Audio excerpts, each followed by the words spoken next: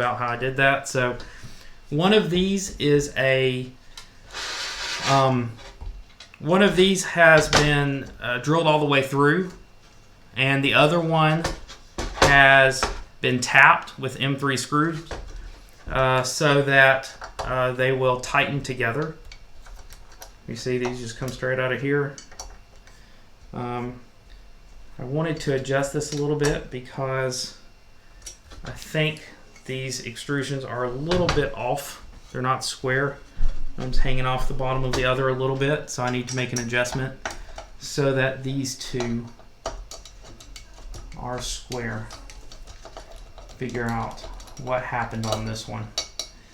Again, this is stuff that I was trying to completely have prepped before we got started, but unfortunately I ran out of time trying to get it all together. There was a lot of prep again. So let's see. What control board am I going to use? So initially, I'm just going to use an MKS Gen V1.4 for this build. It is not, I think, the best solution for this build. I would like to switch it over to one of the 32-bit platforms.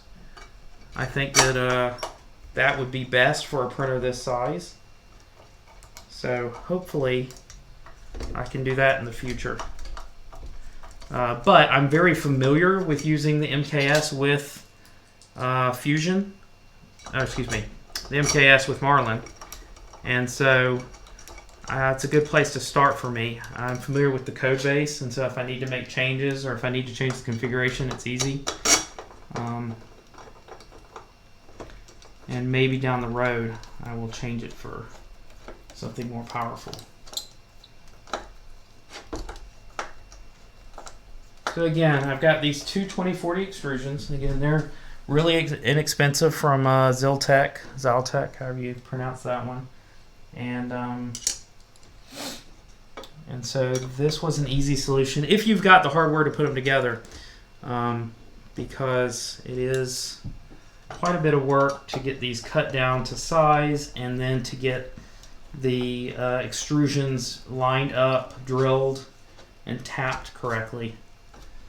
So I think I've got these square this time. I think I just flipped something over when I assembled them last time.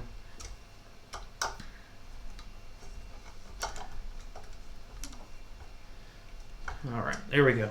So again, two 2040 extrusions. This should give me a lot of rigidity, probably even more than an actual 4040 extrusion, because we have more metal here. If you'll notice the inside of this extrusion here, there's more metal here in the center than there would be in a true 4040 where this is hollow. I have tapped all of the bottoms of these extrusions for M6 screws.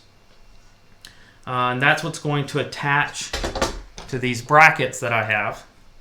So these are your standard L brackets, but again, these are usually for M5 screws, so what I've had to do is drill out a couple of them in each for the M6 screws. Normally M5 for all of these, but due to the center hole size of these extrusions, I had to use M6. It wasn't a big deal. As long as you've got some metric drill bits, that part of it was pretty easy. So let's go back to the wide shot. All right, so next up, let me bring up my model. So next up, I think I'm going to go ahead and, like I said, due to weight considerations, I'm going to leave off the heated beds for now, plus I don't want to damage them. And so I think I'm going to go ahead with mounting these uprights. And so as you see, what I've got drawn here what could have been a 3D printed part, but I like the metal on metal for a machine this big. So again, I've adapted these components here to take the load, and I'll just butt these up against each other. And if all goes well, everything will line up for me. But again, haven't built one of these before. Thought I'd do it live. A lot more fun for the people watching. Hopefully I've given myself enough room here, because there's a fair amount of moving around here I'm going to have to do. So let's see. First of all, let's unhook this motor. If I have time in this stream, I'm going to show you the Y motion of this. I did post about that on some of my social media feeds, that I could show you the Y motion now, which I have been playing with the CNC shield. But I wanted to focus on the build today. If I have time at the end of the stream, or if you've got time to stick around, we will pull that out. But it takes a little bit of time to set up, and I'm having just a little bit of difficulty with the torque and getting everything lined up just right. But overall, it's going well. It's moving. So let's turn this on its side. Actually, we'll flip it all the way over. So let's move this back a little bit. I think the first thing I need to do is make sure these are the right size. That's not the right size. Let's grab some of my larger ones. So the first thing I'm going to do is I needed slightly shorter screws here for these feet, because they were bumping into the rails. So first thing I want to do is adjust these feet as I'm going around. So at this point, I'm using 10 millimeter socket screws that go with these feet. Hopefully you can see them okay. I can show you close up, but they're just rubber feet. I am going to work on a bill of materials. I actually started that so that people would know which components I'm using. I just didn't get time to finish it this week. It's kind of a short week since New Year's. So I'm not quite done with that build of materials, but I will have that for you. Still finalizing some of it, of course, too. So keep that in mind as I release an early build of materials, that components are still subject to change until I get this thing up and running, and I'm actually happy with it. At some point, of course, I will release the instructions, the 3D models that go with it. I plan on open sourcing this printer if I'm happy with it. Maybe even if I'm not happy with it, if there are some people that think that they can tweak it, help out with it, want to use it as a base design. But let's see what we can do.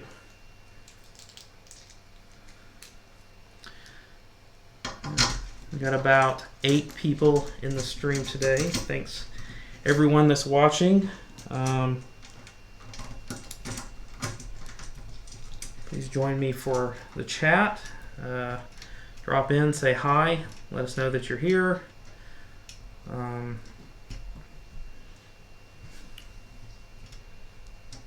think I'm tightening that too much. I want to over tighten them.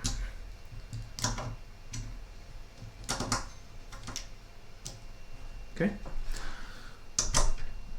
Again, just straightening up these little housekeeping from last time. I didn't get to flip this over this week. I was working on that linear motion of the Y axis. 24 volt power supply. Thanks, Robert. Yeah, I actually am going to initially go with a dual power supply on this printer. I'm going to have 12 volt for the electronics and fans, and I'm going to have 24 volt for the heated beds, because I'm going to have 4 of them. So it's going to be dual power supply to start with. I don't know yet, and that's one 12 volt and one 24 volt. And that's mainly because a lot of the components I already have are 12 volt. I didn't want to have to replace everything from the get-go. Eventually, I may go with a large 24 volt power supply, or maybe even dual 24 volt supplies. I'm not sure yet. But initially, 124 volt for the bed, 12 volt for everything else. Hey VJB, thanks for joining. Okay, so the feet are replaced. Let's go ahead and look at these brackets. Let me see what I can do on the close-up shot. Make sure that you can see what I'm working on. I almost can get to the close-up one here. But before I switch over cameras, let me see. Alright, I think I can switch to the close-up one here. Alright, so again, we've got these. These are the standard L brackets. But I have drilled out these two for the verticals. These are M6 holes now. Hey Abe, nice to see you. Thanks for joining. Let's go ahead. Let's look at my model and see if I can tell about how far this should be from the front of the chassis so that I mount it in the right location. Let's see, so if the front is here to the end of it is about 290. I think this upright is eventually going to have to be adjusted, but looks like it needs to be about 290 to begin with. So let me see. Okay. So back to the box of nuts and M10 screws, or excuse me, M5 screws. Let's try to get this mounted in the right location. The way these work, if you're unfamiliar from the last stream, or if you've never built a printer before, you get these nuts on here like this. They will tighten into place. They're not everyone's favorite because they don't always go exactly where you want them to, but if you spend a little time just to push everything in the right place and sort of get a feel for whether it's tightening correctly, they do all right. Plus they allow a lot more flexibility than the ones you have to slide in from the end, because then you have to everything planned out ahead of time, or you'll be disassembling a lot of components. So again, they fit in like this. And I know you can't see that great. There we go. Sorry if it's out of focus. This webcam doesn't have a lot of extra room here. So make sure when you're putting these on, direction obviously of the screws matter.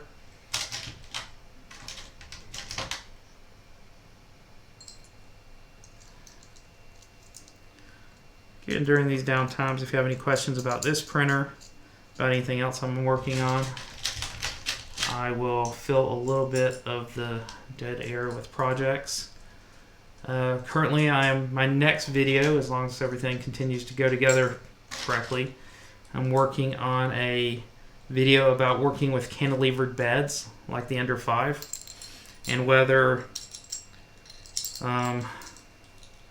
those cantilevered beds are actually a problem or not. A lot of people don't like them because they feel that there's too much weight on the beds and that they will sink if you put too much weight on them. So I've actually put the Ender 5 to the test to see if that's a problem.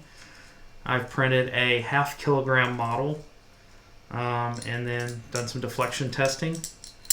And I don't want to give that away in this video, but we can do that another time. You know what? While I'm doing this, let's go ahead and do them all, and then I can make more progress faster.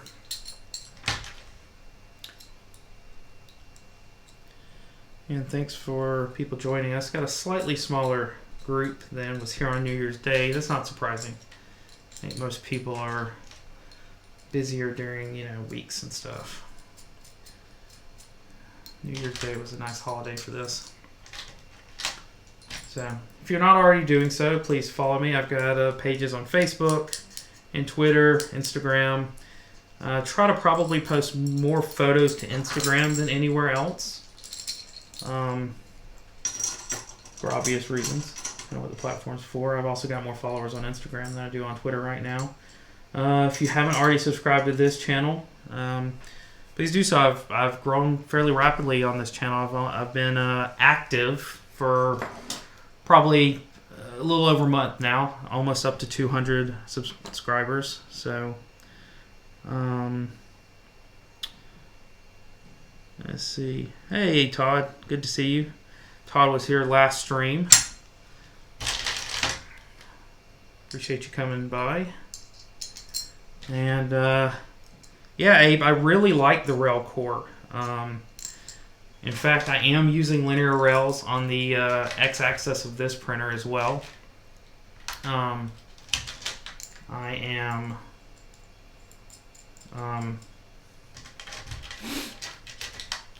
not using them on the y-axis, as I described in the last live stream, that I was going for rigidity and using the larger rails with the ball screws provided a better base, in my opinion.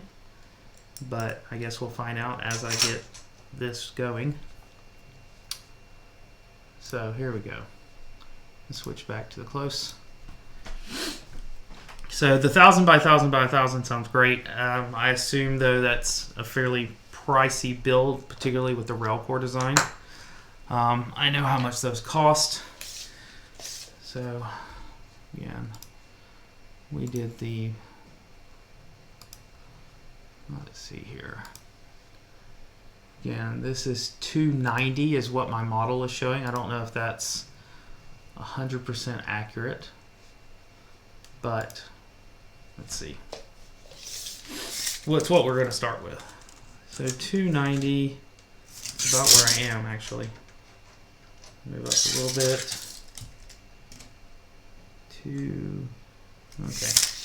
A little bit further back. It should be, there we go. Let's go with that.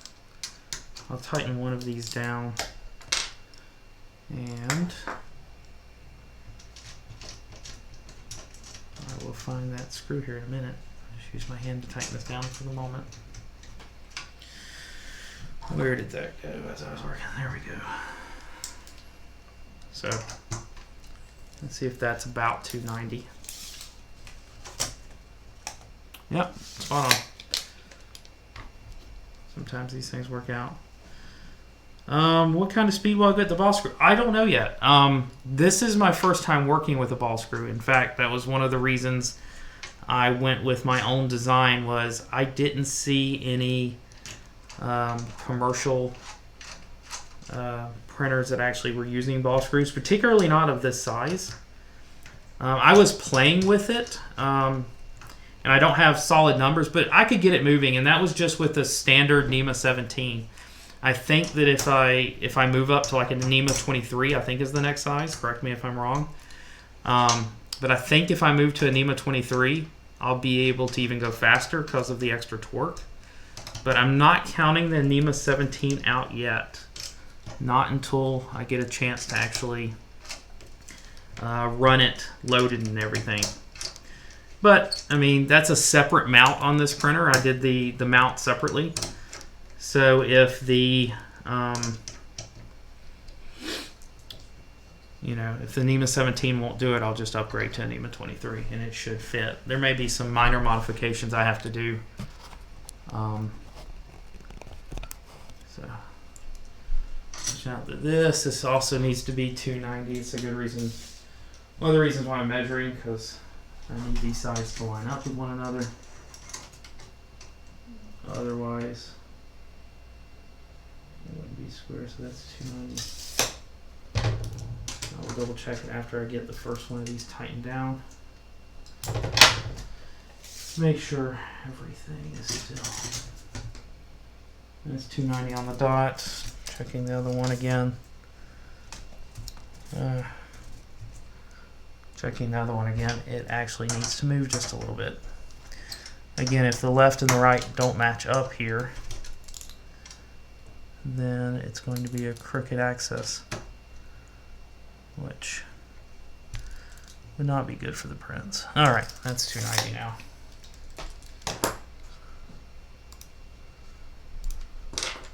So Let's get this squared off nicely.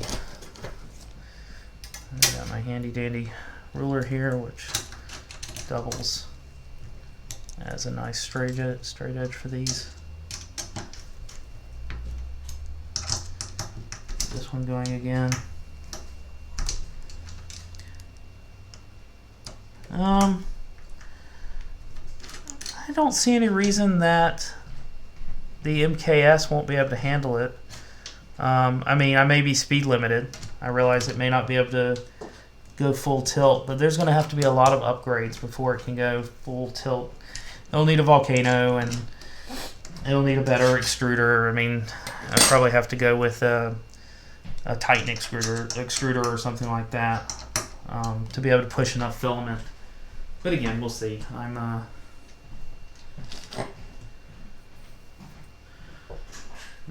Let's see, the pitch of the ball screw. If you'll give me a minute, you know, I'll tell you, at one point in time or another, I have known all of these stats, but I actually ordered these a bit ago. What I'll do is, as soon as I get a second of downtime, I will actually post a link to the ball screw that I ordered, and then you guys can take a look at the part yourself if you'd like.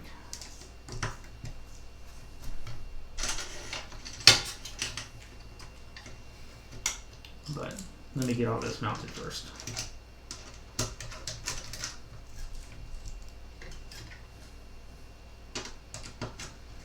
And I'm just using the screw. It is not going in right there. Did I use the wrong kind of screw? Nope.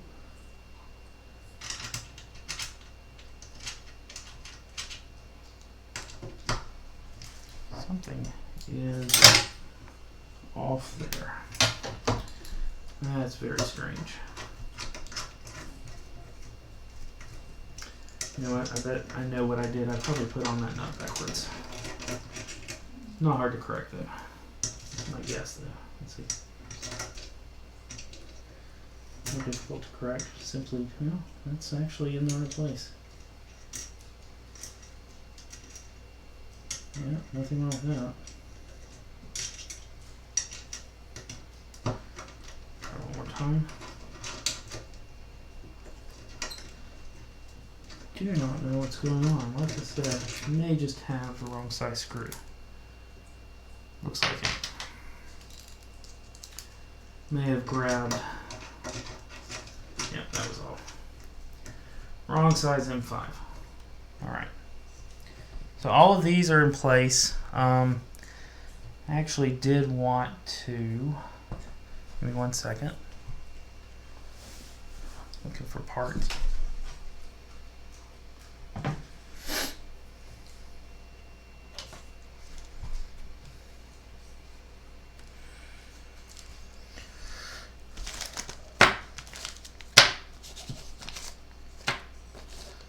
Let's see what I've got here. One thing I wanted to do was replace 1 or 2 of these right here with feet for the center. So let me go ahead and do that while I'm working on it.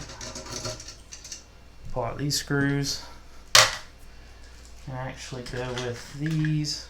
I have 2 more feet for this.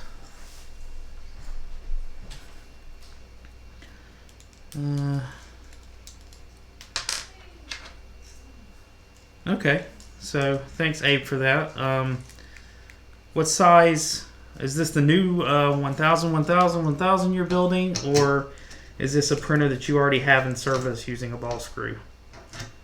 Let me know, 'cause I'd be curious. And also, if you know exactly which Nemo you're using, I always take advice on some good parts if you have a good high torque motor. I actually also have a high torque that I normally use for my that I normally use on my extruder, so I could try that one as well.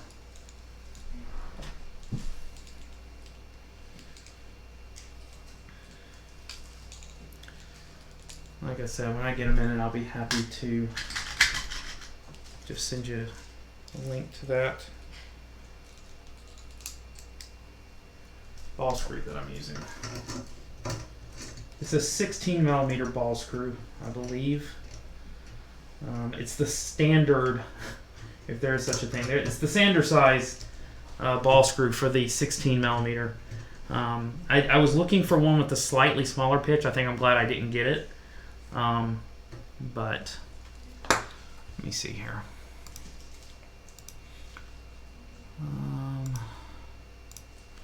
So again, all of my, not all of my parts, but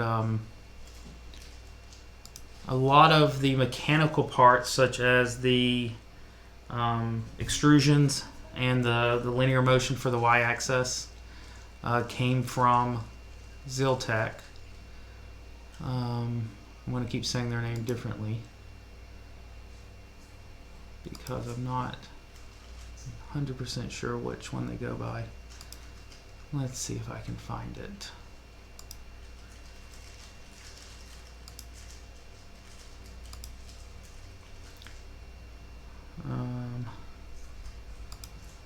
Just signing in to give you the exact link to the one I ordered.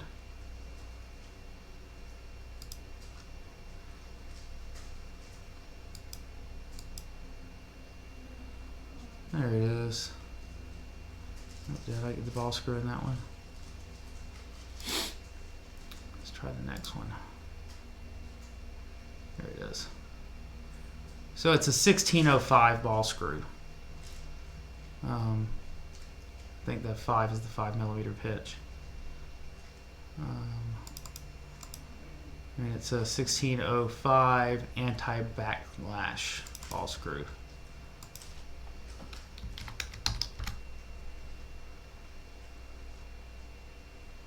Yeah, I'll send this to you in the chat. So there's the link to the product that I ordered, and for reference, mine was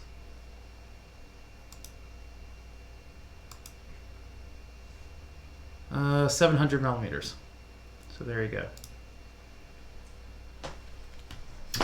All right, got the corners in, or excuse me, the uprights in place. I'm going to be 100% sure that they are exactly 290. 290. Again, I'm not 100% sure if 290 is the final location for these, but they do need to be both at the same location. All right, so this is where it's going to get tricky because I have to get this vertical so that I can attach these. So let's get everything off of the printer. And you guys get the good side. And we can move on to, I'm missing one of the screws I needed. It's not a showstopper at this point though. Do need to go ahead and get the screws out. I need to mount these. Again, these are M6 screws. Most of my screws I tend to get from Amazon because finding metric in the US is either difficult at best, or even if you can find them, you pay more for them than you pay for English or standard screws. So, yeah, let me get out. I need 8 of these. These came from Home Depot this time. They actually do have a metric section in one of their drawers. Tried to pick one of the sizes, actually lengths. They charge for different lengths and different quantities, and so they had some screws they wanted almost $1 each for. I thought that was kind of ridiculous. So, what are we up to? Still the same 8, folks. I guess at some point, if I want to get some more people in the chat, I'm going to have to run off to social media and let people know that it's live, although That's been up on my stream for a couple of days now. Let's see. All right. I believe that if I get these mounted carefully, that I can actually from that point flip it back upright. That should be the only thing underneath the printer I have to do. Everything's lining up here, which is good. A little precarious. Everybody let me know if you can still hear me okay. This is the wrong size. I'm going to have to go get some other Allen wrenches here in a minute. Or maybe I can send my son if he can hear me.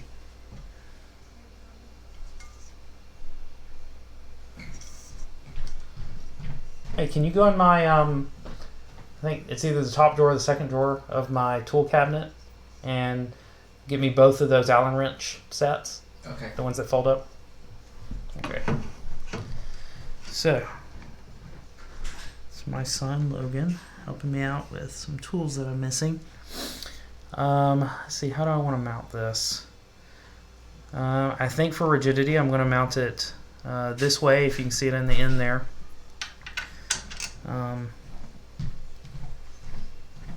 Yep, those two. Thank you very much. Alright, so let's see if these fit. They do.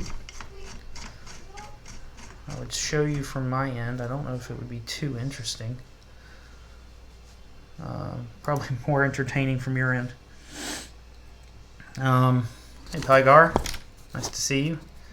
And Pygar was here last time for the first video. There we go. I'm going to try to get you up close and personal with this. Although it's not going to be the best shot. Maybe that's more interesting. Let's see. Oh, I lost my chat there. Don't know why. Let's try again. There we go. There's the live chat back again. Okay, so I'm going to get these M6 mounted in the end of these. If anything doesn't line up, I'll have to make adjustments as I go. But it's looking pretty good. I haven't used these threads before. I just threaded these this morning. So I had a standard M6 threaded bit. I went over them a couple of times, but I haven't actually put a screw in them yet. If I can get these thumb tightened, I'll be pretty impressed with the threads. They're going in most of the way. Let me let that sit. Wow, this is metric. Let's see if I can find the right one. There it is.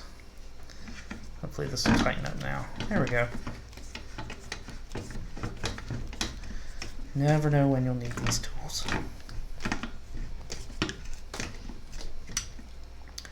In fact, I'm a little concerned that I didn't thread this far enough.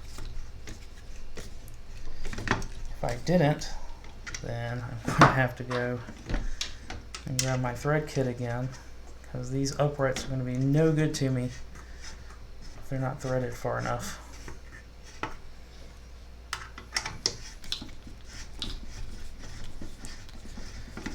Let's find out. Luckily, the M6 holes I drilled in the plate seem to be in the right place. Anytime I drill out a hole, I'm a little concerned that the hole's not going to be... Yeah, those are not deep enough. I thought there would be no problem with that. Again, this is why you do it live, because you get all your mess ups.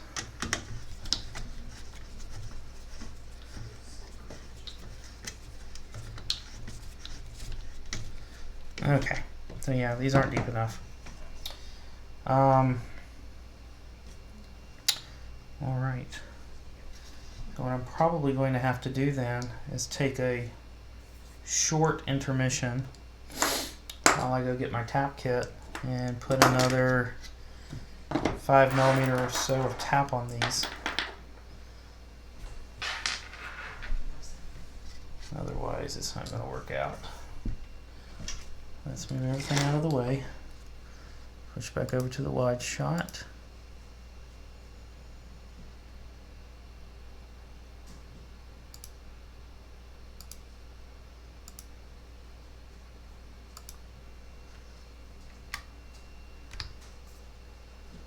Meant to get rid of the subscriber shots because I'm actually to that point now. There we go. Okay. So let me lay this back down for now. And I'm going to do some live tapping. So you can see we got it going. Very brief intermission while I go get the tap set.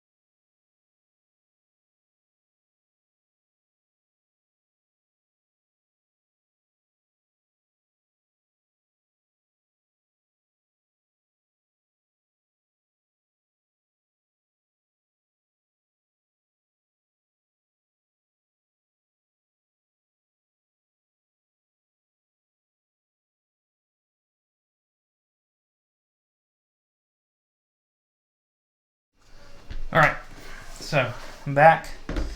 Got the tapping die set here. Should be my metric one. And if I get an M6, it's an M6 one.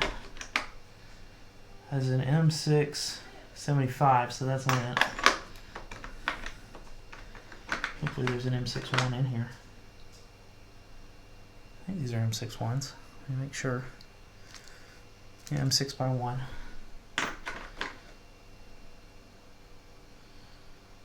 Let's see.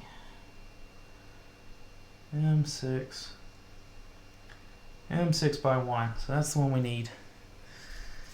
And I normally use a little tap.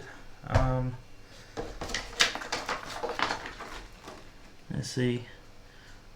Imagine Monty Python intermission. That's what I need, but you know, you don't want YouTube to get onto you for your music. So, size of this 3D printer is going to be roughly 700 by 400 by. I haven't even completely measured this, but let's see. It's going to be roughly probably another 500 vertical. I don't need the height as much as I need the width. That's where this is coming from. And again, also testing out the motion using ball screws. So let's, you know what, I'm going to do it to the one that's not mounted first. And again, M6-1, I will know it's good because it should fit into my existing tap and then just go a little bit further. Let's grab one of the screws that I had out. Make sure that this one will be long enough. And yeah, it will be long enough. I didn't take this. Normally, like I said, I normally would use an oil, a tap oil for this. But I'm going to go real slow and just get the rest of this tap out.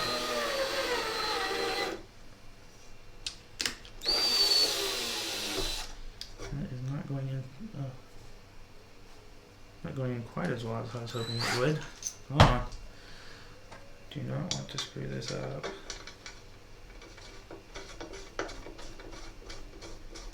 That's pretty good. Okay. Remember what Adam says, failure is always an option.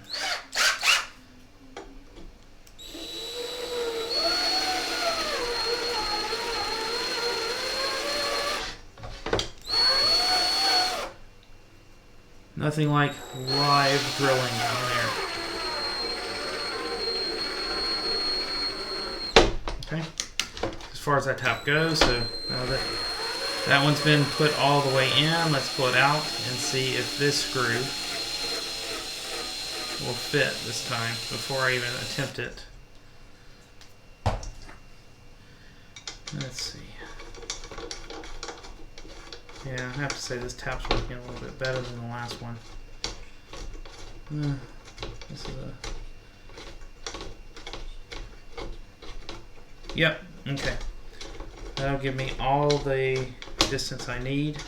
This is a different tap than I used last time. I had a M61 in another set, but it's a lot shorter. So let's run these out real quick.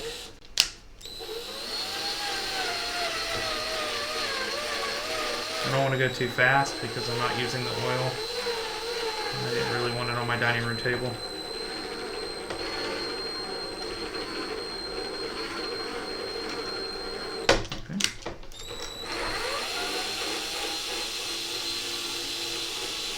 And we're up to 9 viewers. If you're on social media, please feel free to share this.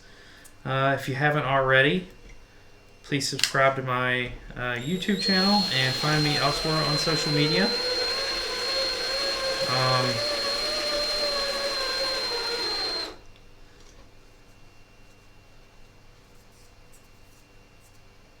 You're absolutely right. Safety first, and I'm not wearing goggles. But this is not kicking up a lot of metal. Given that this is actually a tap, all it's doing is pulling the other metal out of the hole as I'm drilling it. I'm not actually sawing or cutting here, but Pygar, I appreciate that. Safety first. And when I was doing all of this earlier, I was using goggles and I had proper safety gear. But again, these are just retapping existing holes. I don't think I'm in a lot of risk.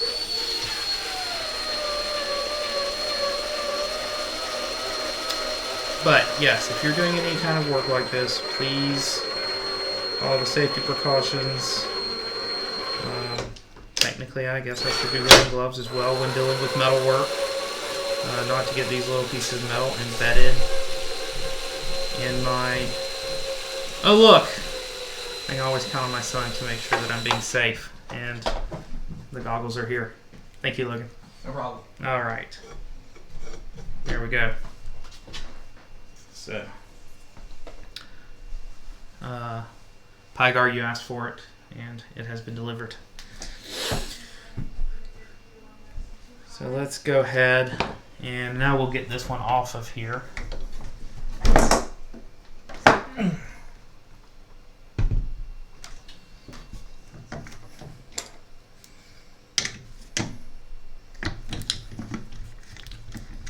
Once I loosen these up, I should be able to get them off by hand.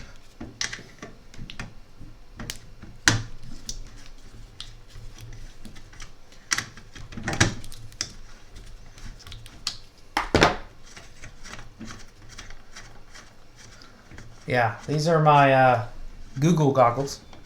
I got these at Maker Faire Atlanta a few years back. Google was actually handing out safety gear like this, these goggles, for free. Unfortunately, I never got any real Google goggles. But these will protect my eyes a lot better than the other ones. So I will keep these on until I am done tapping these holes.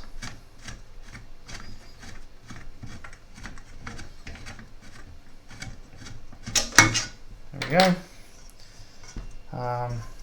Again, in the interest of safety and not accidentally dropping the whole printer on my dining room table, I'm going to lay this back down while I'm tapping these holes.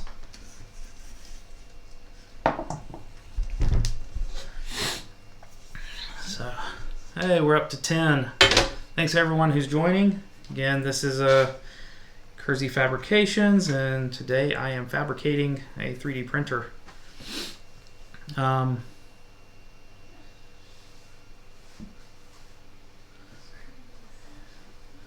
What board? I've already been talking about that a bit.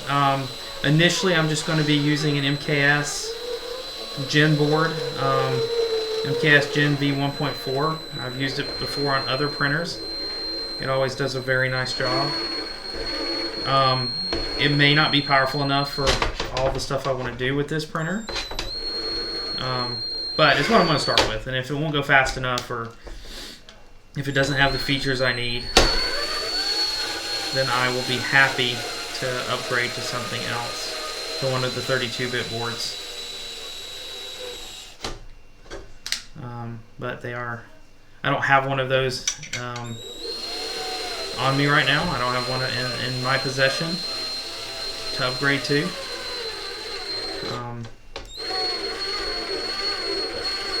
Just realized one of the reasons this tap may be going so well is there's still oil in these holes from when I tapped them the first time.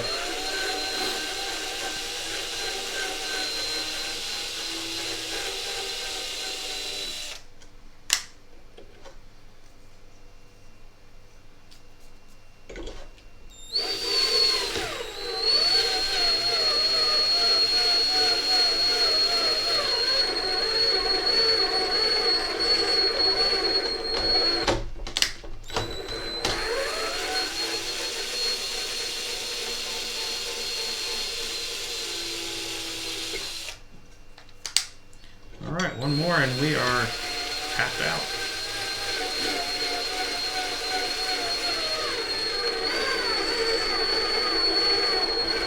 Alright, that's it.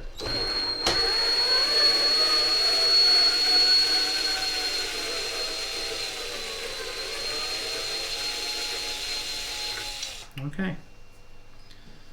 So should be good with these.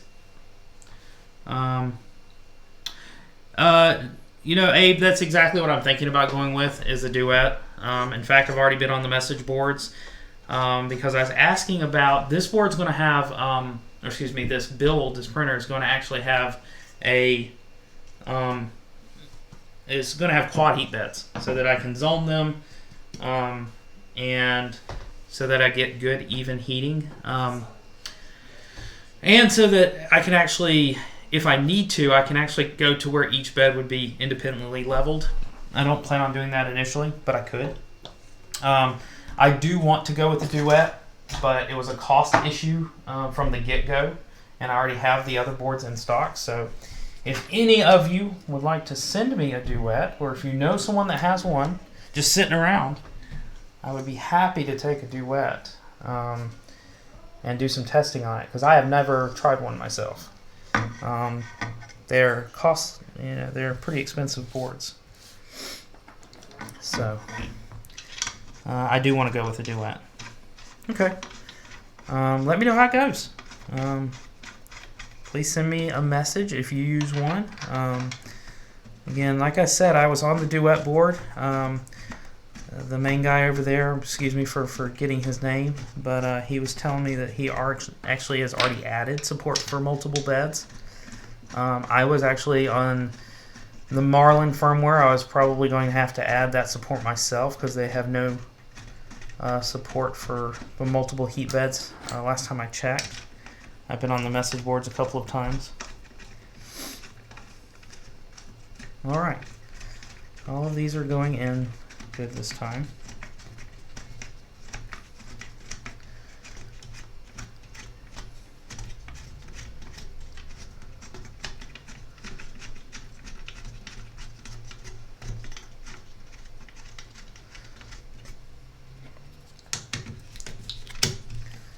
All right, so just squaring this up. Looks like I'll leave these a little loose for a second. I'm on the back side of the printer at this point. So let me look.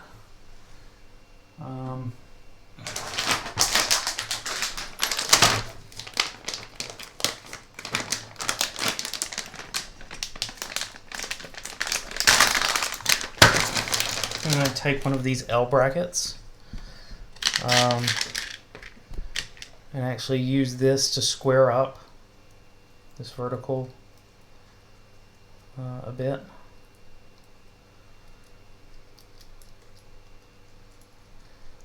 So that I don't have to get back under the printer once it's upright. As I continue to add more components, it's going to get heavier. So besides Abe, who is building his own printer, tell me what you guys have, what printers you're working on, what printers you have, which printers you'd like, or any of your personal printing projects you're working on.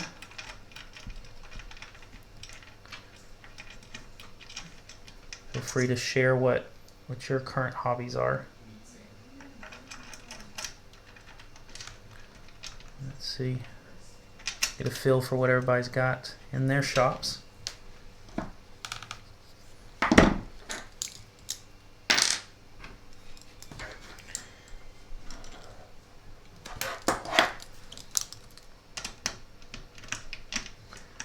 Well, this one does not appear to be able to go far enough in to work as a, excuse me, on the mic, to do what I want it to do here. So if I put this here, this one doesn't appear to get close enough. Let me double check. But yeah, I don't think that goes close enough. Okay, so that's, or is it just that one? I may just have a malformed piece of metal here.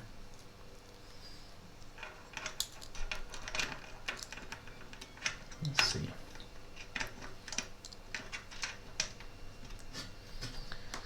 Yep, that does not fit. I actually do have another size L bracket I could try, but I'd have to put all this down to go get it. So, let's go with what I've got then. I'm just going to tighten it where it is. And these are probably almost 5mm pieces of steel used on these brackets. There's not any wiggle here at all, given I've got two of them holding this thing up.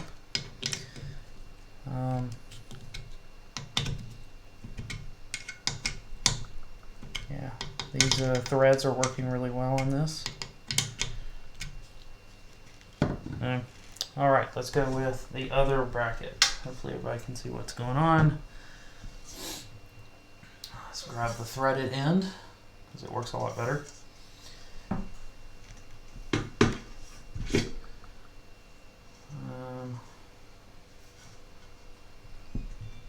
That I have that one in place. I actually may be able to lay this down maybe a little bit safer than what I have. Let's clean off some of these metal shards from earlier.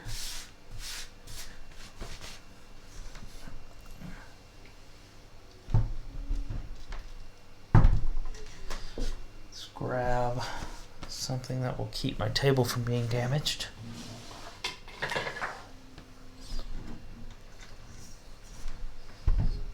There we go. All right. And moving right along.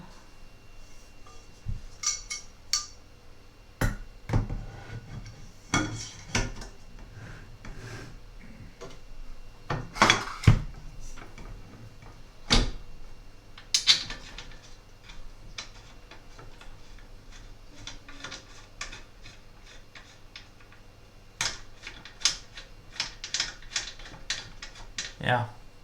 I know they have a lot of expandability on the duet boards. what you say use it for? You have it for 3 motors on the Z-axis. That makes sense. I assume that third one is for the cantilever to make sure that you don't have too much weight on that end.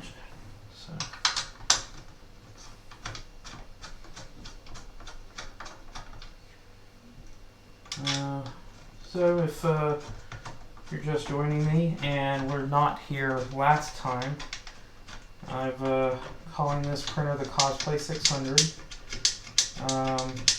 going to be 600. I think I said 700 earlier, but yeah, it's a 600 millimeter wide printer, so that I could print large cosplay pieces, particularly chest pieces, in one print, and other large weapons. And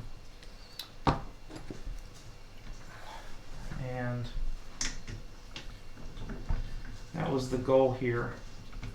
It still has to be able to fit in my house though, so unfortunately these 1000 by 1000 by 1000 printers just aren't going to cut it. This one's probably too big as it is.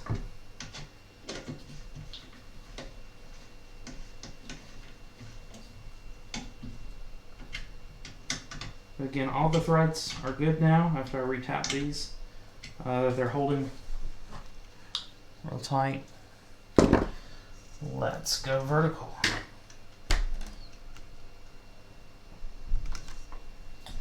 Move this back. Move this back. All right. So I think I do want it though where I'm working on the front side, not the back side. So flip it around.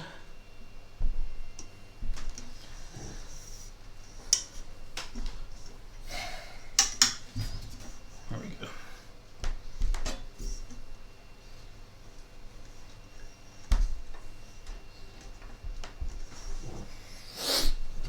It's a little unwieldy at this point. It's getting heavy.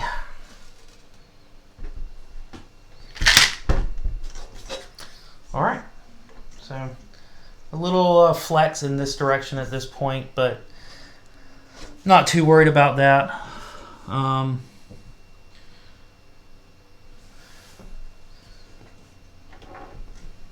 But I haven't put the vertical support on yet. So what's next? I guess let's continue with the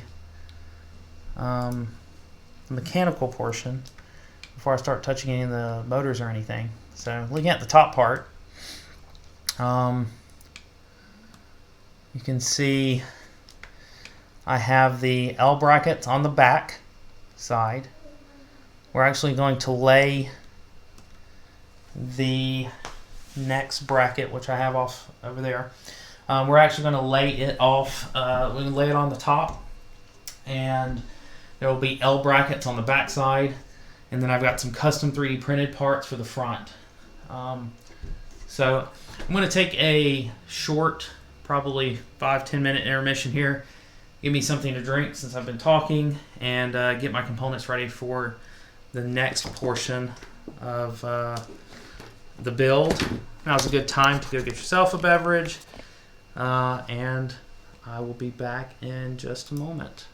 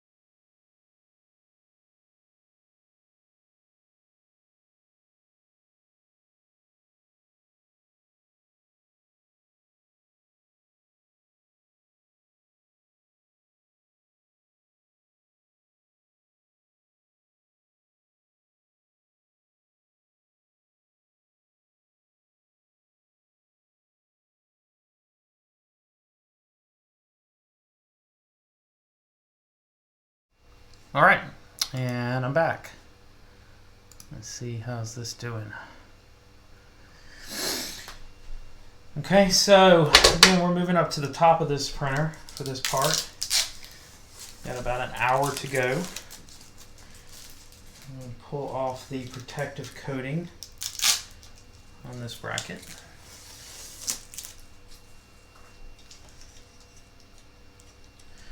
Let's see, we're at 10 people following the stream. Appreciate you all taking the time to join me today.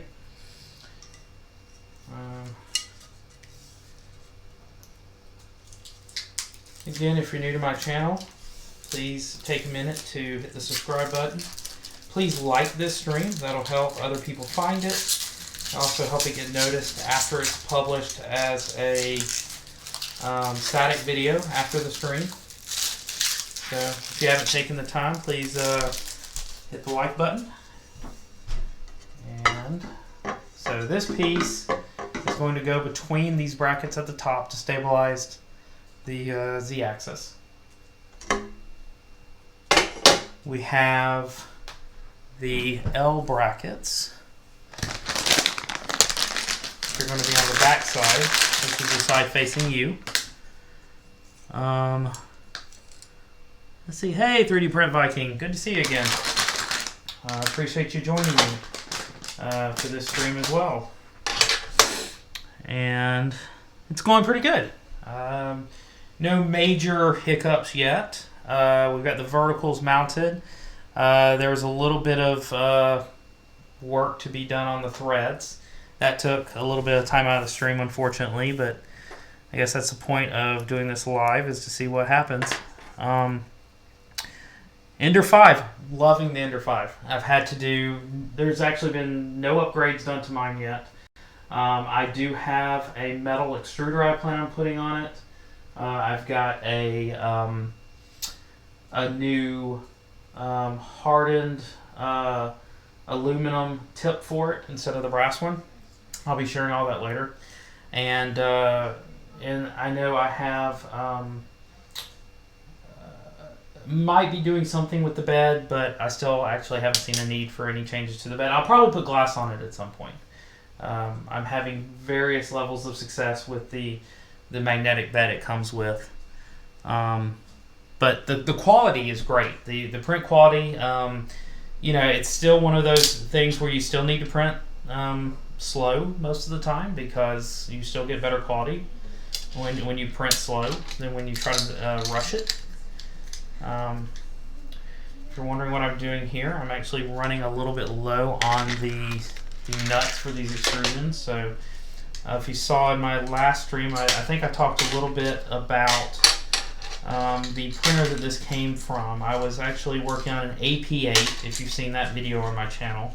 Talking about the AP8, it was an all plastic printer that I built. I printed all of the extrusions, and it was good for really testing out building a custom printer. Allowed me to you know, make some mistakes on that one instead of before I needed to buy parts, and just use some PLA that I had, some stiffer PLA printed extrusion, and it worked really well. The quality of the prints coming off the AP8 was really good. The only reason I really decided to take it apart was I could reuse a lot of the components for this printer, and I didn't have any space for another printer, and it's the same build size as both of these, so I wasn't really getting anything from it, so there was no reason to keep it going. But yeah, the print quality on it is very good. Alright, I think that should give me enough to get going here. So, looking at, if you're up in the upper right hand corner here, you'll see the back side of this printer. I put them here. Technically, I could have printed these brackets, but again, I'm trying to go all metal on this. If I determine there's still too much flex, and I think that going wider on this bracket will help, then I will. So let's get going on this one. I'll first attach this one. I'll first attach it to this one.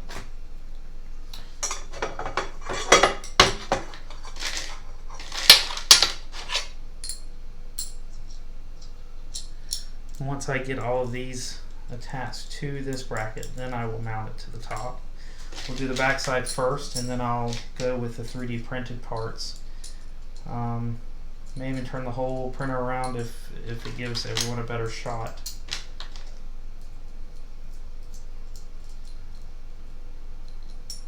One thing I've been really surprised about, and I found this out when I built the AP8, was how many of these screws and nuts it takes to actually put together a printer. I've got 2 boxes of these. Each box is 100 screws and 100 nuts, and I went through a whole box building that printer, and then had to go a little bit over into another box.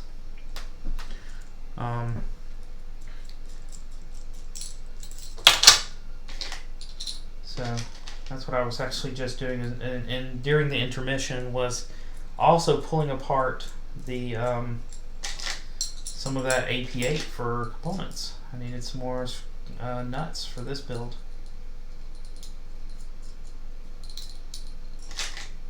And I'm running out again. So it may be a disassembly and an assembly all in one video, as I need parts. And really thought that I had enough to make it further in this one. But I am using a lot of screws. I really want this printer to be stable given how big it is. And if I'm not happy with the rigidity of the printer, I'm definitely going to make changes as necessary.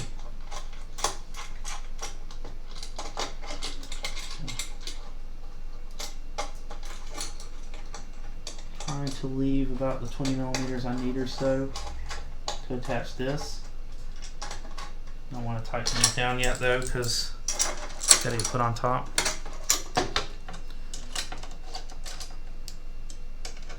And I'm working a little bit in the shadows here until I get it up high. So let's see if we can get these in here and line up these nuts so that they fit in the slots. Same thing on the other side.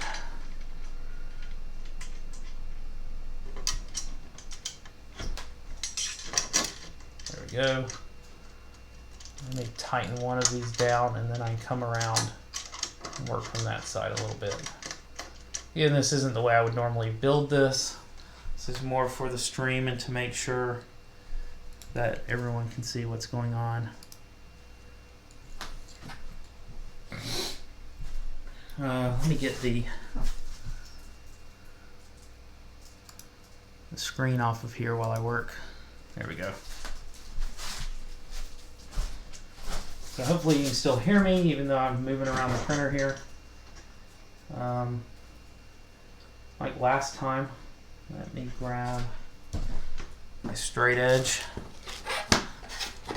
Make sure that I'm lining all of the components up here.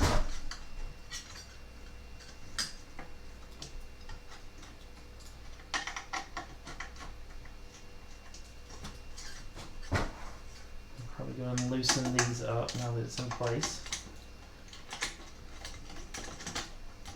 I'm going to use the straight edge to make sure that it's square before tightening these.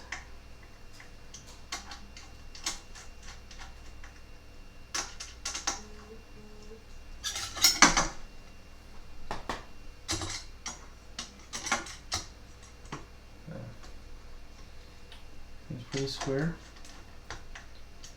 If I start getting them all in place, they'll tighten themselves square. But you gotta start with it in the right place.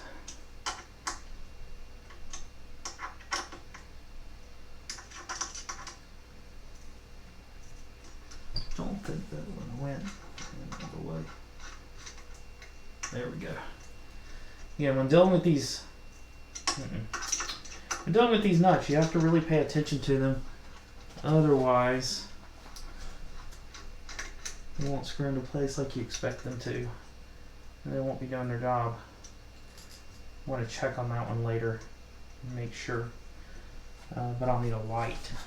I'm currently using my phone for the chat. Let's do this the old-fashioned way. So where's that ruler?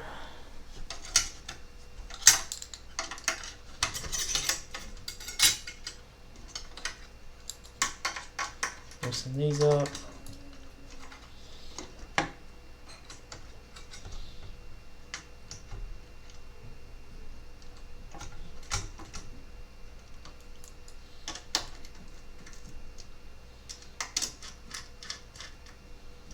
That one's tight. That one's tight. Screw these up like this.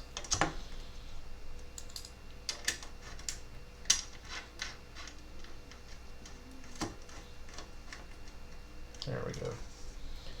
You know, making sure that all of this is done right the first time, otherwise I really won't know the performance. I don't know what to expect of it.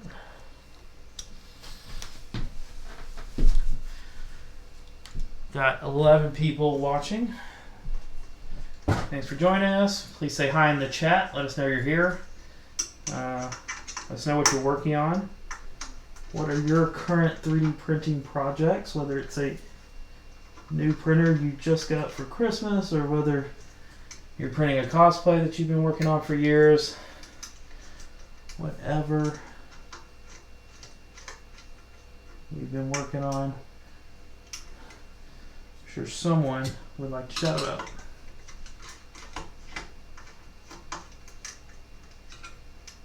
There we go. I think I got that one tight finally.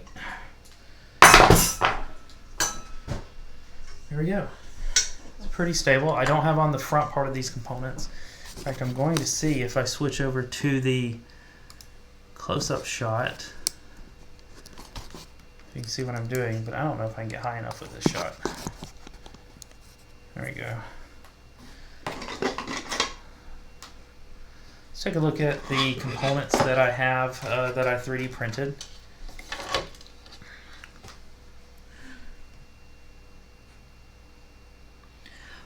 Yep, I think I'm going to have at least one more. Let's make it a trilogy of building this printer. Because I'm going to have some electronics and other pieces that aren't done. I'm probably not going to finish with all of the X-axis. So let's take a look at the components that I've 3D printed. So I've got the custom extruder mount for a V6 extruder. Let me switch over and I will get a close-up shot of these components. There we go. So here's a custom V6 extruder mount that I've worked on. It's got two cooling fans and the ZYLtech and fan mount that goes directly next to it. Okay. We've got the power supply mount. This is one of the two mounts that I'm about to install. Let me go ahead and plug in my phone here. Don't think it's going to make it through the stream otherwise. There we go. And let's see, here is the other mount. Because this is what happens when the filament company you're using doesn't get you the filament you ordered. You end up with strange color combinations. And you know what? It was a prototype, and so I went with it. These are the filaments I had sitting under my table. And these are PLA, but they're high temp PLA. These are printed at 235. And this PLA from this manufacturer, I'm actually not even going to talk about the manufacturer, good or bad. Let's just not even mention their name. So, but this, I actually have always liked their filament because it's really tough. It seems harder and has less flexibility than standard PLA. But it is PLA printed at 235. Okay, those are those two components. Here is part of my X-axis. This is the motor side. As you can see, this is where the rails are going to go, and this is where I do still have a belt on the x-axis. I didn't really want to, but this was getting way too big with a ball screw, so until I can come back and have time to figure out how I want that ball screw to mount, I left the belt in this direction. And again, our multicolored ran out of filament. This is what I had to use part. This is the other side, as well as the integrated tensioner for the belt. So the what is it? The other end of the belt goes in here. You can install screws here. They'll press up against it. Actually goes in this end. And you can tension the belt directly as part of this mount.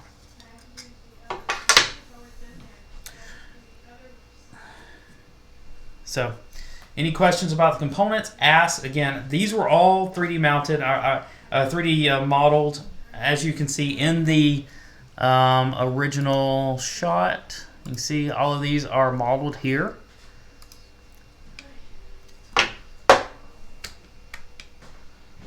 See, you can see those are modeled all here. These are obviously based upon other designs. I won't claim that I created any of these from scratch, although the mounting of this rail was something I came up with. And the overall design of this was based upon other designs I saw in Thingiverse, but again, it was mounted from scratch, modeled from scratch. So let's see. Yes, linear rails on the x-axis. That was always the plan. I like these linear rails that I got too. I did find a good manufacturer from China that I ordered from directly. I will share all of that information later. So, moving right along back to construction. Let's see if I can get to where you can see what I am doing up here. You have to stare at the light, unfortunately. And I'm not even sure if it will stay there. But, let's see. If you look at... this one goes on this side. So, you can see this one will go up here. I'm going to be able to keep it here, but I want to show what it looks like. There we go. I'll go back to the wide shot for mounting. I have screw holes on this side, screw holes on this side, and screw holes up here to hold all of this together. It's going to be somewhat of a pain to get all of those screws in due to the right angle there, but I've done it before, and I think if we slide it in from the top, it will work. So. Again, I don't really want to keep you at this angle. I don't think that's the best shot. So while I'm working on this, I'm going to go back to the wide. If you want to see, let's see, MGN, I can tell you exactly which rails those are. So my X rails are actually MGN 15s. It's a long span, and I actually had not worked with linear rails before, so I did not know how rigid they were going to be. So these are MGN 15s. They're big guys. So let's get this one here. I need 8. I'm going to run out of parts here. I'm going to be running over to the other printer for components. It's going to be a big pile of parts when I'm done.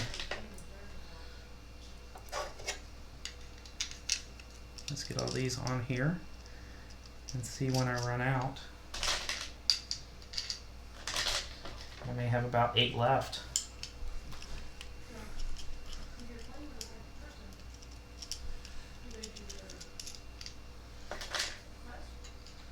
Again, I have not test fitted any of this. This was based upon the fact that I had built that other printer first and had worked out some of the intricacies of modeling for this kind of printer before. I can't promise you that this is going to fit the first time that it goes on the printer. That's, again, kind of the point of doing the live stream. you guys can see what the actual engineering of something like this looks like. Rather than just assuming it all comes together so nicely. That is definitely not the case.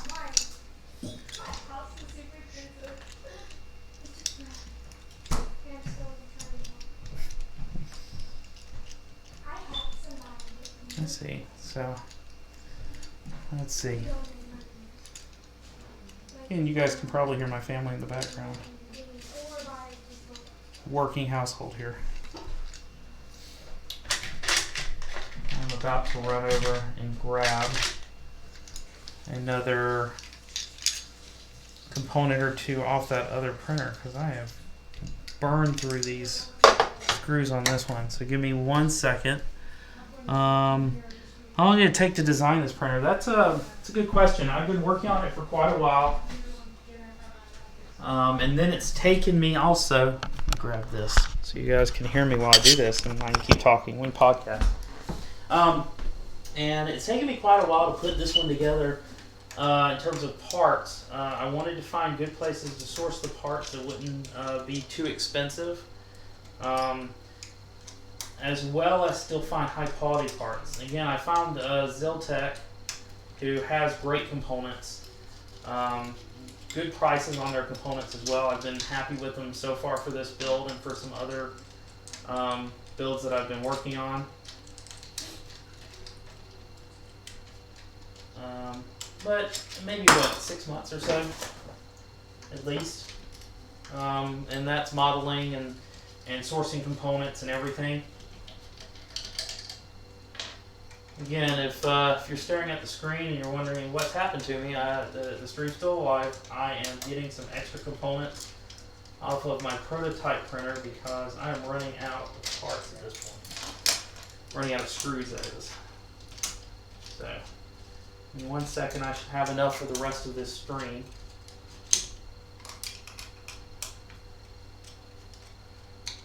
The modeling was interesting on this printer because a lot of the sort of stock components, such as rails and rods, luckily there are a couple of good resources online for sourcing parts and importing them directly into Fusion 360. And so I didn't have to model everything from scratch.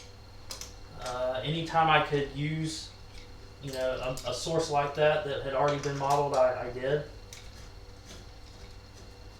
See, there wasn't much value in redesigning some of these models that had already been done before.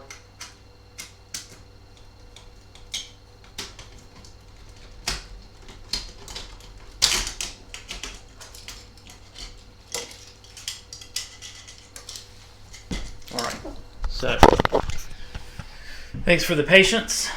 Oh, we're up to, so I leave screen and we have more viewers. That's fine. Let's get these off of here again. These are the old plastic parts off of my other printer. I'm going to pull them off of here, and then I will have enough nuts and bolts for this print, or for this printer. Again, thanks for everyone joining us. Yeah, the McMaster car catalog is a good one. There's another online resource. I mean, that's a good one for stock parts. Let's see if I've got up my components here and I can tell you what the other website that I've been using is. But I always have up way too many tabs. So I don't know if I'm going to be able to find it easily, and I sure don't want to bore people with me looking up components. But I want to share as much of the knowledge of where these things come from. Again, I give credit where it's due. These components, the stock components, did come from another resource. GrabCAD, there it is. There's a GrabCAD community. And the GrabCAD parts were really nice. I was able to find things like the jaw couplings and things like that that I used for some of the more complicated components that weren't just stock components from the McMaster catalog. So be sure to check that out. They actually, like I said, they import directly into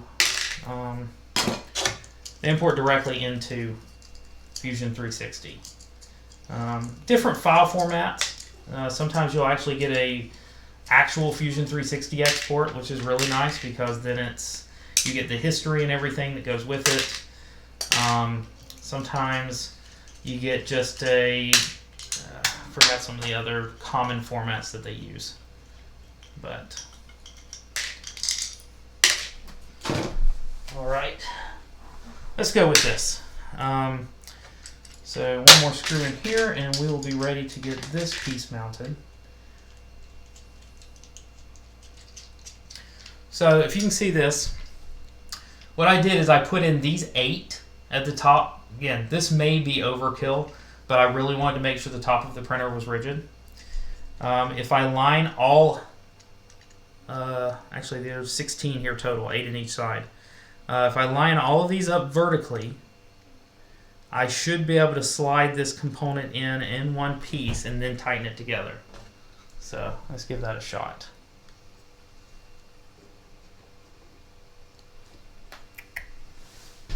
Again, gotta go high.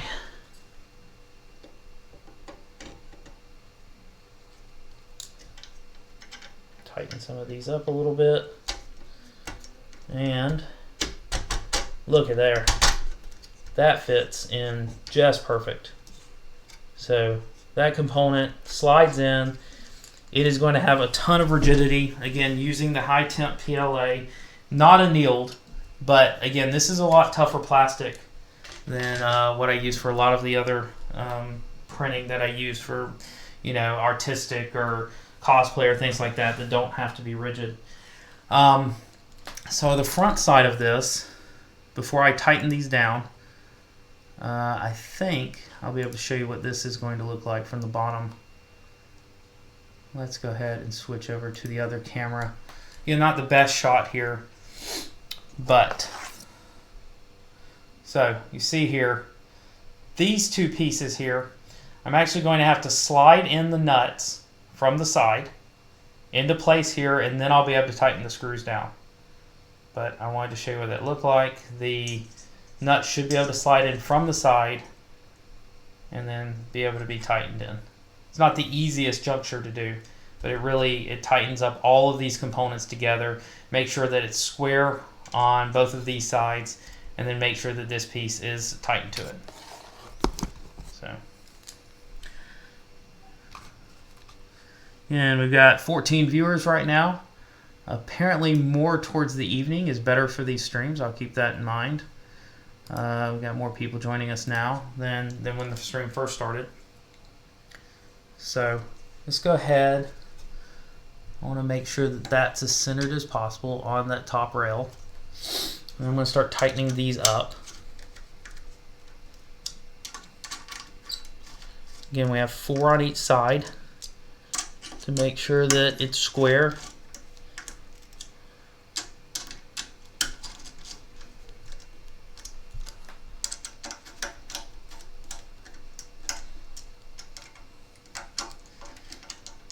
And if you're watching the stream, please subscribe to my channel.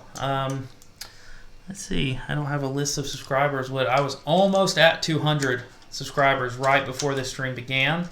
Channel's been growing rapidly, pushing that first 1,000 still, and hopefully this sort of stream interests everyone that's watching.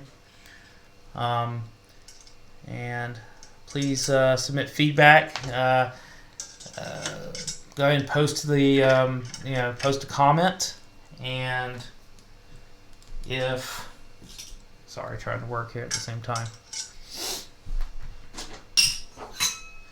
Gotta talk and work at the same time. But again, please subscribe. Please comment once this video becomes static. Post now if you have any questions. Share this on social media. just trying to grow the channel as I work on projects like this of the more mechanical and 3D printing nature. I'm going to be using this for some actual projects once it's up and running. Let's see, I think this might work to get that component in place. Oh, no, I use this. So, zip tie. Let's put the nut in the slot like I was talking about. Let's switch over. Let's see. Thanks, Pygar. Any help if you want to post to social media? We've got it. I'm probably going for, I don't know, if I get these top pieces mounted, that may be all we make it to today, and then we'll do a third. Will probably be the last one, whether I, just depending on what the interest is. So let's get this in here. I'm going to use this zip tie to push it into place. And then once it's in place, I will simply get the screw in here and tighten it down. Look at the magic. That worked out extremely well. So we're going to do the same thing here for the second one. Use the zip tie to push it in place. Let me see if I can get this. It's hard to work in, but I think you can see what I'm doing here. Push that in place. Once the hole is centered, then I take this screw and tighten it down. And so now everything went to plan. This whole corner now is one piece. So I've got 4 on this side, 4 here, and then 2 in this rail. That really firms it up quite a bit. So let's see how we're doing. So I was curious.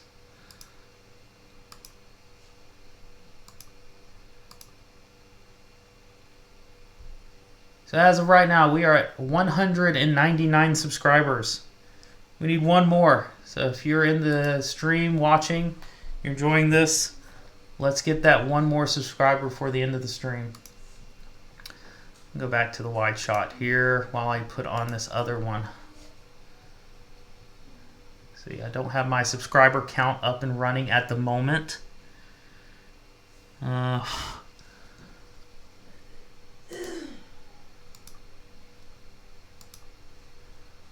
One more subscriber. And so back to what I was doing before. There's 200. Thanks, everybody. Appreciate you subscribing and sharing this stream.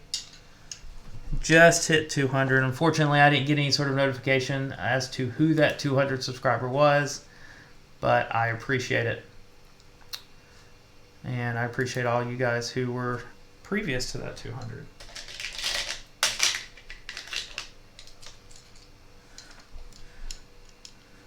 Again, if you're enjoying the stream, if you would like to see part 3 of this, please let me know. You know, send me messages on the other social media platforms. You can obviously send me comments on any of my videos. I try to reply to absolutely every comment that asks for a reply or has some sort of question. Again, to me, the point of this is the interaction, is people asking questions, and for not only the followers of the channel to learn, but for me to learn from you guys, because I sure don't have all the answers, and I'm learning as I go here. But that's why I'm sharing these streams, so that you can see what I'm doing and you can give feedback. I've had plenty of feedback on this project, mostly positive. A couple of people questioning some of the design decisions I've made, but they haven't pointed out anything catastrophic. They've just questioned whether, you know, for example, I should have gone with linear rails on the y-axis, or whether the bed should be moving at all. But again, I think for me this was an experiment using the ball screws. I haven't used those for any linear motion before. The printers I have are all belt driven. you know, just playing with the ball screw on this. I love the movement. It's really smooth. It has very fine stepping. Hey John, thanks for joining. So again, as I did with the first one, I've got the first 8 screws in here in place. Let's again go high and get this mounted in here. And this is the same model, just flipped, so there's no reason it shouldn't fit. Although, you know, dimensional accuracy is always important. Let's see if I can get this in. Ah, see what I did? That's a little too tight. Spread this out a little bit. Again, anytime you're working with these extrusions, you try to put something around the corner. It gets really tight. This one is not tight enough for me. There we go. But it looks good so far. I may have to use a little encouragement here because I've got layer lines. Yep, that's what it was. I had some layer lines that were keeping it from moving. This is a tight fit, which is exactly what I was going for. So you make sure that it's lined up on this one. There we go. Yep, I just had some layer lines and a little bit of what they call elephant footing on the print, where it was a little top on that, a little too high on that top layer. All right. So let's try to get these tightened down.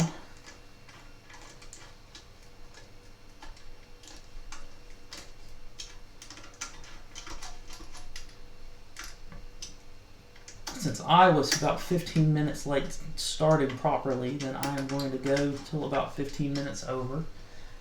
Hopefully everyone can stick around that long.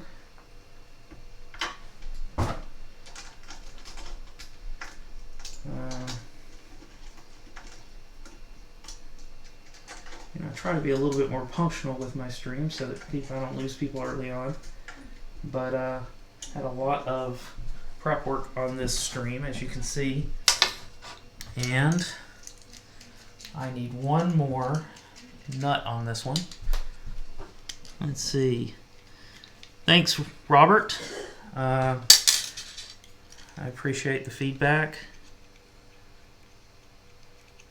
All right, thanks, Pagar. Same to you. All right. So same as before. Let's see if I can do this again. Again, I think it's more interesting if you can see what's going on. I'm getting some good shots here, so I think that'll work.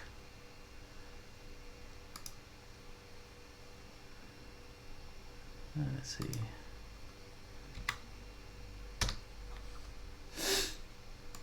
All right, so back to this other corner. Let's show you exactly how I did that last time. Stick the nut in the slot and then slide it over to where the screw hole is. You know, I'm just using a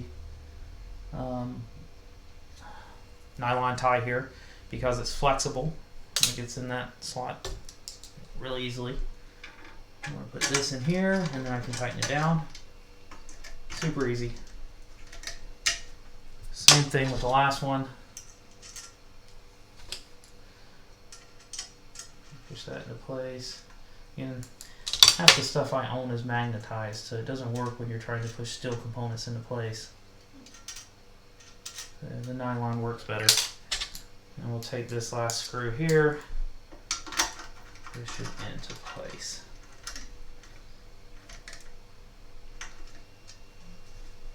Yep, all right. So now, let's get a good shot of both of these. I'm going to show the camera here too while we're doing it.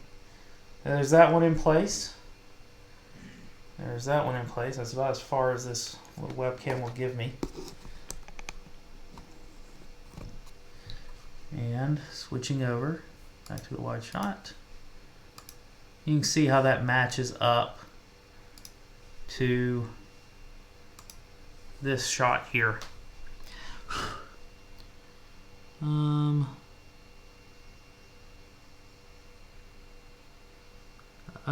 Abe, I'm not exactly sure.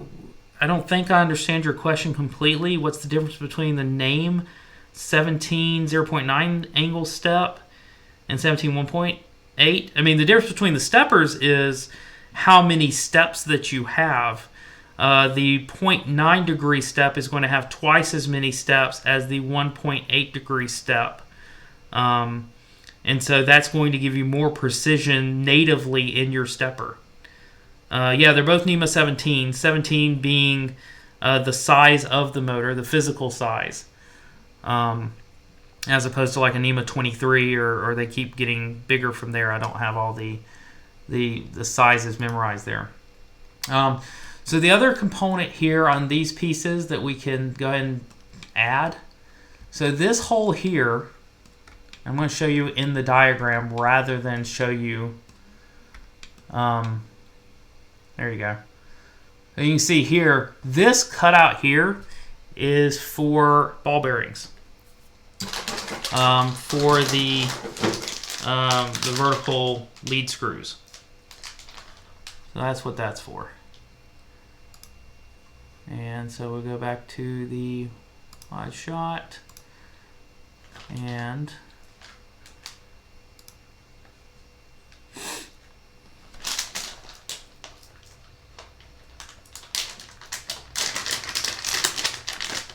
I have some new ball bearings here.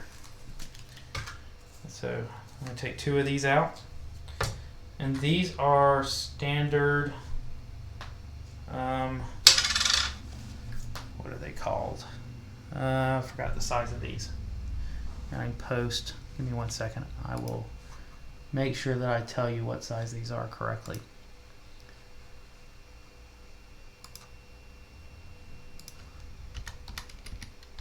I think they're 608 bearings. Yeah, these are just standard 608 bearings. And the 608 bearings just go directly into the holes at the top. Show you. Boom. All right. So hopefully this goes far enough. So there's that. This is obviously doesn't want to focus on exactly what I'm doing. So the ball bearings just go directly into here and just flush fit to the bottom of that slot. And keep in mind, if you ever design anything like this, if you ever design anything with bearings, I'm not going to be able to show you very good here, but you can see the center of that bearing, that metal ring, I don't have plastic over that ring because if I did, then it would scrape. As that ring moved, it would scrape against the plastic. So I avoid touching it. Plus, having this inner ring here makes it where I can push this bearing out with a screwdriver or something in case I need to replace this part. I will not lose my bearing in that part. So let's do this last one. Push it down, flush.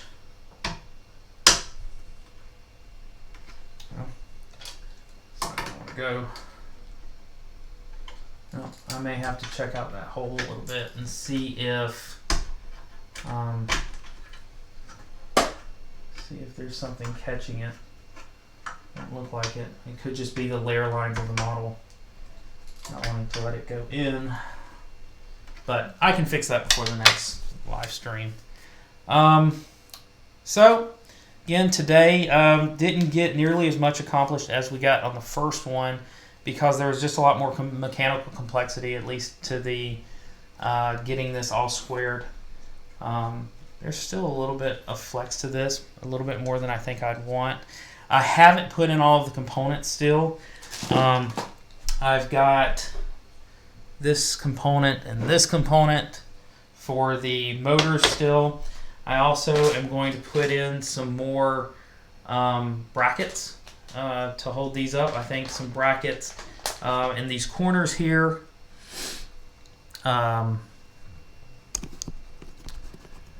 And the corners that hold up the verticals would surely help along here and in the back. And so that'll shore that up a little bit more because I don't want a lot of, obviously, any wiggle as it moves from left to right printing. So Any last questions before I wrap this up? I will give us another minute or two as I sort of straighten up these components that I just pulled out. Again, for the next live stream, I will have some more of these nuts and screws for the assembly, because I'm obviously going to need a lot more. So I'll finish taking apart that old printer. I feel like Wilson here with the fence. But